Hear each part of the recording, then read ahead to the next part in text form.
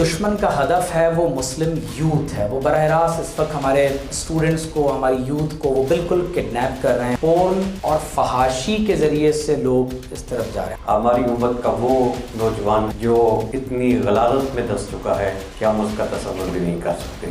گستاخی منظور نہیں ہے. اس مقصد کے لیے پورے سوشل میڈیا پر بھی پابندی لگائی جائے. ہمیں دل و جان سے قبول کرنا چاہیے. ہمیں ضرب بھی لگائی جائے اور ہم چیخے بھی نہ. ہم آج اس مقام پر ہیں کہ ہمیں جنگی سطح کے اوپر جو ہے اقدامات کرنے ہوں گے.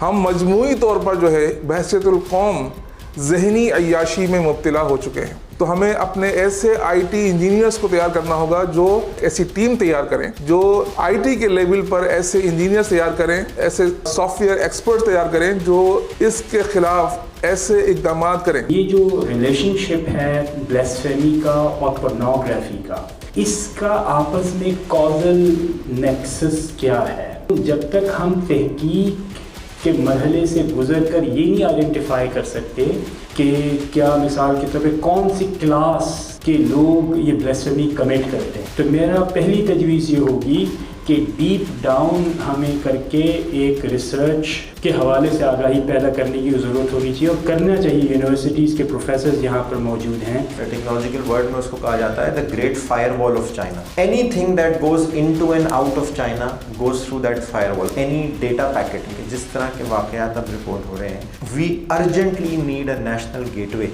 ہمیں ایک نیشنل فائر وال کی ضرورت ہے جہاں سے ہم اپنے ملک میں آنے والے اور ملک سے جانے والے ایک تمام ٹریفک کو مانیٹر کر سکیں. تو اگر ان کو کوئی گائیڈ کرتا کہ بھائی فحاشی کی ویب سائٹ استعمال نہ کریں, اور یوٹیوب پر سوشل میڈیا پر فحاشی کا مواد نہ دیکھیں, اس طرح کا کانٹینٹ نہ دیکھیں. حضور صلی اللہ علیہ وسلم نے یہ ارشاد فرمایا کہ ہر دین کا ایک وصف ہوتا ہے, اور ہمارے دین کا وصف جو ہے وہ حیا. حضور نے بہت واضح الفاظ میں یہ انڈیکیٹر ہمیں بہت کلیئر وے میں دے دیا تھا کہ حیا اور ایمان آپس میں کمپینین ہے, اور جب ایک حیا چلی جاتی ہے تو ایمان چلا جاتا ہے. اور بالکل فرمایا کہ جب کسی میں حیا نہ رہے تو وہ جو چاہے کرے. بہت ضروری ہے کہ سوشل میڈیا پر یہ تمام چیزیں جو خاص طور پر بعض اوقات ایک ٹرینڈ بن جاتا ہے, اور ایسے متنازع مسائل جو پہلے کتابوں تک محدود تھے, اہل علم کے حلقے تک محدود تھے, تو اسے جو ہے وہ عام نہ کیا جائے. اور جو گستاخانہ ویڈیوز ہیں, کمنٹس ہیں, سوالات ہیں, ان کو ہم اپنے حلقوں میں بالکل بھی شیئر نہ کریں. ان کی تشہیر جو ہے وہ ان کے فروغ کا سبب بنے گی. جس حد تک ہمیں جانا پڑے, جس چیز کو بلاک کرنا پڑے, جس چیز پر سینکشن لگانی پڑے, جس چیز کو ختم کرنا پڑے, اس کے لیے جس حد تک بھی جانا پڑے, اس کے لیے ہم پوری قوم جو ہے یک آواز آپ کے ساتھ کھڑے ہیں. تو میری گزارش یہ ہے کہ آپ اس اسٹیج جو ہمارے ادارے ہیں ان سے کہیں کہ سوشل میڈیا کے حوالے سے ایک تو سختی سے کوئی اپنے قوانین مرتب کریں. میں سمجھتا ہوں کہ ایک حل یہ بھی ہو سکتا ہے کہ مثبت سرگرمیوں کو فروغ دیا جائے, اور ان میں کھیلوں کی سرگرمیوں کو بڑھانا اور جسمانی طور پہ اپنے آپ کو تھکانا ایک بہت اہم کردار ادا کر سکتا ہے. ہمارے ایک استاد محترم کے سامنے جو ہے وہ کچھ طلباء نے یہ بات رکھی تھی کہ ہمیں جو ہے وہ شہوانی خیالات آتے ہیں, تو انہوں نے ایک عجیب بات بیان فرمائی کہ جس وقت آپ لوگ فٹ بال کھیل رہے ہوتے ہیں اس وقت آتے ہیں. کہا نہیں, کہا بس یہی حل ہے, اپنے آپ کو اتنا تھکاؤ کہ جب بستر پہ لیٹو تو بس نیند ہی آئے, پھر کوئی خیالات کی گنجائش ہی نہ ہو. تو کوشش کیا جائے کہ کھیلوں کی سرگرمیوں کو بڑھایا جائے, پھر اس میں بھی مزید اگر مسنون کھیلوں پر توجہ مبذول کروائی جائے, اور اس میں سنت کے پہلو کو بھی باقاعدہ ہائی لائٹ بھی کیا جائے, جیسے تیراکی ہے, تیر اندازی ہے, نشانے بازی ہے, دوڑ کے مقابلے ہیں, ان چیزوں کی طرف اگر لے جایا جائے تو انشاءاللہ عزیز یہ بھی ایک مفید صورت ہو سکتی ہے. اور یونیورسٹیز کی سطح پہ ہم اساتذہ میں مربی پیدا کرنے پر توجہ دیں. ایک ہے 1 1, اور اس کے آگے جب 0 لگتا ہے تو وہ 10 ہو جاتا ہے, ایک اور 0 لگتا ہے 100, ایک اور 0, ایک اور 0, اور یہ فگر آگے اس کی ویلیو بڑھتی ہے. تو کہا کہ اس سارے فگر میں جو لاکھ ہے, کروڑ ہے, ارب ہے, جو بھی اس کو آپ کہہ لیجئے, اگر ایک ہٹا دیں پیچھے سے تو بچ جانے والی شے جو ہے, چاہے وہ کتنی ہی تعداد ان صفر کی ہو, اس کی کوئی اوقات, کوئی ویلیو نہیں ہے.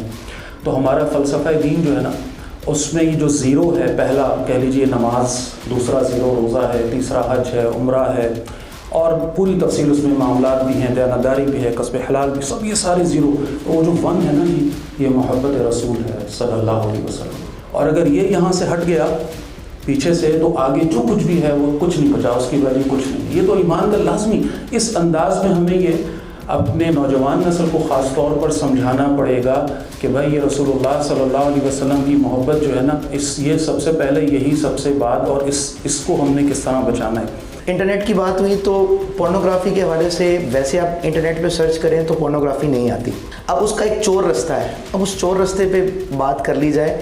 اگر آپ اس چور رستے کو بند کر دیں تو فی الحال 40-50% نوجوان پورنوگرافی کو دیکھ ہی نہیں سکتے، جا ہی نہیں سکتے۔ اویئرنیس اگر ہم کو پیدا کرنی ہے تو ہمیں قرآن سے لوگوں کو جوڑنا پڑے گا، اور خاص طور پر انٹلیکچوئلس کو، کیونکہ انٹلیکچوئل جب تک قرآن سے نہیں جڑیں گے، ان کو یقین نہیں ہوگا کہ یہ قرآن اللہ کی کتاب ہے، جناب نبی کریم صلی اللہ علیہ وسلم اللہ کے رسول ہیں، آخری رسول ہیں، تو وہ آگے نیچے بات نہیں جائے گی۔ بلوغت کے ساتھ نکاح رسول اللہ صلی اللہ علیہ وسلم کے فرمان کے مطابق یہ والدین کی ذمہ داری ہے۔ اس کے لیے جو دیگر قیودات لگائے گئے ہیں مشکلات بڑھانے کے لیے، وہ بھی ایک وجہ ہے فحاشی کی طرف تیزی سے جانے کا۔ اس وقت جو زیادہ ضرورت ہے وہ یونیورسٹیز کے لیول پر اس کام کی زیادہ ضرورت ہے۔ مختلف یونیورسٹیز میں ورکشاپ منعقد کیے جائے، پروگرامات منعقد کیے جائے، کیونکہ اسلامک اسٹڈیز اگر ہم یونیورسٹیز میں دیکھیں نا، ان کے ٹیچرز کو، ان کے ڈپارٹمنٹ کو بہت سارے چیلنجز فیس کرنے ہوتے ہیں، اور ان میں سے ایک چیلنج یہ کہ موجودہ دور میں ہم کوئی ایسے پروگرامات کرائیں اور اس کے لیے دل بڑا کریں۔ فرسٹ آف آل ہم دیکھیں کہ ٹارگٹ آڈینس کیا ہے جن کو وہ ٹارگٹ کر رہے ہیں، اور اس کے ساتھ ہی اویئرنیس کمپینس چلائی جائیں اور ایسا کانٹینٹ کریٹ کیا جائے جو اسٹوڈنٹس میں اس چیز کی اویئرنیس کریٹ کرے۔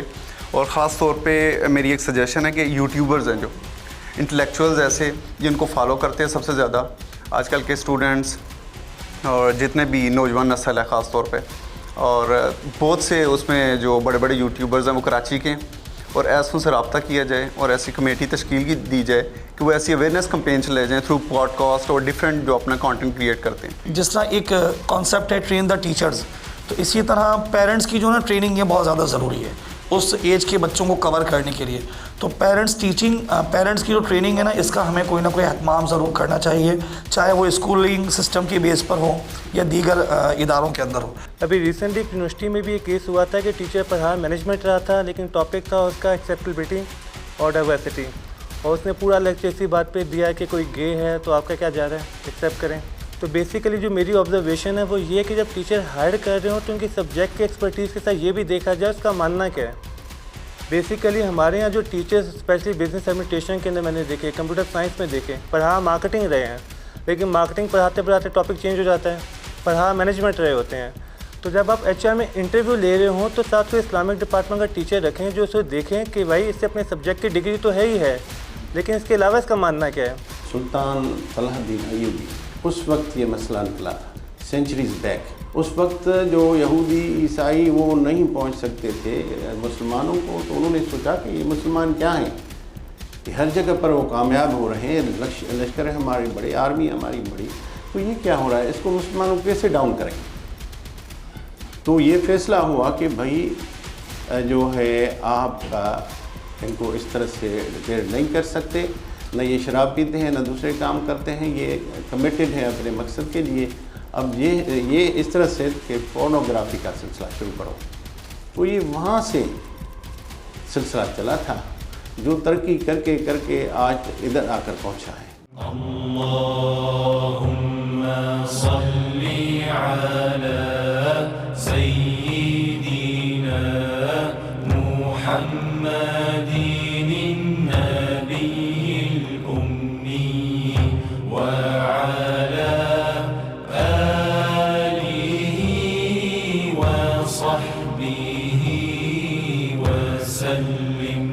قرآن مجید میں اللہ تعالیٰ نے حضور علیہ الصلوۃ والسلام کے بارے میں ان شانئک هو الابتر کہہ کر یہ بیان فرما دیا ہے کہ دشمنان اسلام قیامت تک جب کبھی بھی نعوذ باللہ من ذالک نبی کریم صلی اللہ علیہ وسلم کی شان میں توہین یا بے ادبی کا ارتکاب کرتے رہیں گے، اللہ تبارک و تعالیٰ کا یہ فیصلہ ہے کہ وہ دشمن ہی بے نام و نشان رہے گا، اور آپ صلی اللہ علیہ وآلہ وسلم کا ذکر مبارک انشاءاللہ تعالی وہ اسی رفعت اور بلندی کے ساتھ آگے بڑھتا رہے گا۔ قاضی ایاز مالکی علیہ الرحمہ نے الشفا بتعریف حقوق المصطفیٰ صلی اللہ علیہ وسلم میں یہ بات ارشاد فرمائی ہے کہ جب ہارون رشید نے امام مالک رحمۃ اللہ علیہ سے سوال کیا کہ ایک شخص نے نبی کریم صلی اللہ علیہ وسلم کو نعوذ باللہ من ذالک گالی دی ہے اور بعض علماء کی آراء سے متعلق انہوں نے امام مالک سے جب بات کی تو امام مالک نے فرمایا کہ یا امیر المؤمنین